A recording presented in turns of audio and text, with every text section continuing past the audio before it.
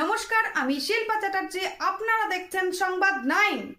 ভারত বিরোধী উস্কানি তৌহিদি জনতার, লং মার্চের হুঁশিয়ারি বাংলাদেশি কট্টরপন্থীদের। ভারতে মুসলিমদের উপর নির্যাতনের অভিযোগ তুলে উত্তেজনা ছড়াচ্ছে বাংলাদেশি কট্টরপন্থী সংগঠন তৌহিদি মুসলিম জনতা।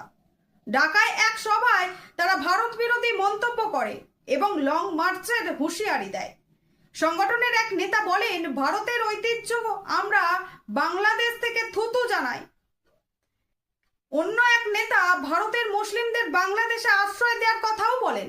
তবে আশ্চর্যের বিষয়, এই সংগঠনই একদিন আগে বরগুনায় একটি মাজারে আগুন ধরিয়ে হিংসা ছড়িয়েছে। বাংলাদেশের সরকার মাজার ধ্বংসের ঘটনায় কড়া ব্যবস্থা নেওয়ার আশ্বাস দিয়েছে।